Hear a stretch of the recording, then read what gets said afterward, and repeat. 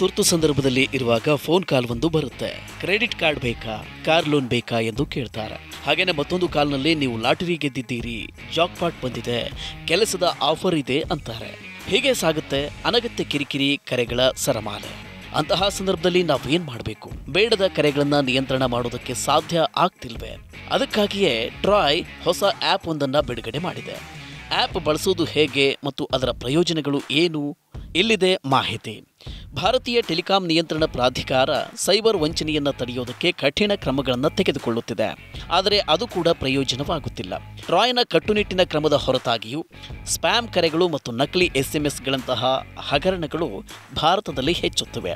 ಆದರೆ ನೀವು ಜಸ್ಟ್ ಹೀಗೆ ಮಾಡಿದರೆ ಈ ಸ್ಪ್ಯಾಮ್ ಕರೆಗಳು ಮತ್ತು ನಕಲಿ SMS-ನಂತಹ ಯಾವುದೇ ಹಗರಣಗಳಿಂದ ಪಾರಾಗಬಹುದು. ಅದಕ್ಕಾಗಿ ನೀವು ಟ್ರಾಯ್ DND ಆ್ಯಪ್ ಇನ್ಸ್ಟಾಲ್ ಮಾಡಿಕೊಳ್ಳಬೇಕು.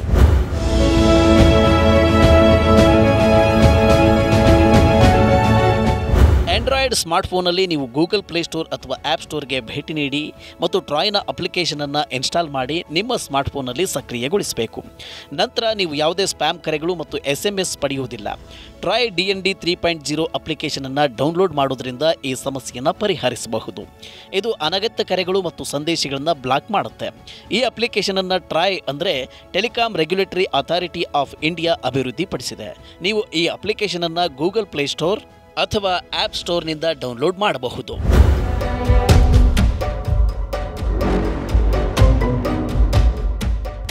ಟ್ರಾಯ್ DND 3.0 ಅಪ್ಲಿಕೇಶನನ್ನು ಬಳಸುವುದು ಸರಳವಾಗಿದೆ. ನಿಮ್ಮ ಸ್ಮಾರ್ಟ್ಫೋನ್ನಲ್ಲಿ ಗೂಗಲ್ ಪ್ಲೇಸ್ಟೋರ್ ಅಥವಾ ಆ್ಯಪ್ ಸ್ಟೋರ್ನಿಂದ ಟ್ರಾಯ್ DND 3.0 ಅಪ್ಲಿಕೇಶನನ್ನು ನೀವು ಡೌನ್ಲೋಡ್ ಮಾಡಿ ಮತ್ತು ಇನ್ಸ್ಟಾಲ್ ಮಾಡಿ. ಅಪ್ಲಿಕೇಶನ್ ತೆರೆಯಿರಿ ಮತ್ತು ನಿಮ್ಮ ಮೊಬೈಲ್ ಸಂಖ್ಯೆಯನ್ನು ನಮೂದಿಸಿ. ನಿಮ್ಮ ಮೊಬೈಲ್ ಸಂಖ್ಯೆಗೆ ಕಳುಹಿಸಲಾದ OTPಯನ್ನು ನಮೂದಿಸಿ. ಸೈನ್ ಇನ್ ಆಗಿ. ಒಮ್ಮೆ ನೀವು ಸೈನ್ ಇನ್ ಮಾಡಿದ ನಂತರ ನಿಮ್ಮ ಸಂಖ್ಯೆಯನ್ನು DND ಪಟ್ಟಿಗೆ ಸೇರಿಸಲಾಗುತ್ತೆ. ಈಗ ನಿಮ್ಮ ಸಂಖ್ಯೆಗೆ ಅನಗತ್ಯ ಕರೆಗಳು ಮತ್ತು ಸಂದೇಶಗಳನ್ನು ನಿರ್ಬಂಧಿಸಲಾಗುತ್ತೆ. ನೀವು ನಿರ್ದಿಷ್ಟ ಬಿಸ್ನೆಸ್ ಕರೆಗಳು ಮತ್ತು ಸಂದೇಶಗಳನ್ನು ಮಾತ್ರ ಸ್ವೀಕರಿಸೋದಕ್ಕೆ ಬಯಸ್ತೀರಾ ಅಥವಾ ಬೇಡವೇ ಎಂಬುದನ್ನು ಆಯ್ಕೆ ಮಾಡಬಹುದು.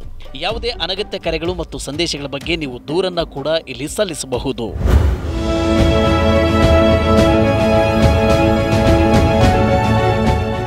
ಹೀಗೆ ಟ್ರಾಯ್ DND 3.0 ಅಪ್ಲಿಕೇಶನ್ ಬಳಕೆ ಮಾಡೋದ್ರಿಂದ ದಿನಪೂರ್ತಿ ಬರುವ ಕಿರಿಕಿರಿ ಕರೆಗಳಿಂದ ಪಾರಾಗಬಹುದು.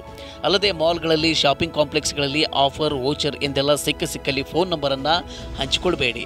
ಹಾಗೆ ಮಾಡಿದರೆ ಸುಲಭದಲ್ಲಿ ನಿಮ್ಮ ಫೋನ್ ನಂಬರ್ ಟೆಲಿಮಾರ್ಕೆಟಿಂಗ್ ಕಂಪನಿಗಳಿಗೆ ಸಿಗುತ್ತೆ. ಅದನ್ನು ಬಳಸಿಕೊಂಡು ಅವರು ನಿಮಗೆ ಆಫರ್ ಹೆಸರಿನಲ್ಲಿ ಕರೆ ಮಾಡಬಹುದು.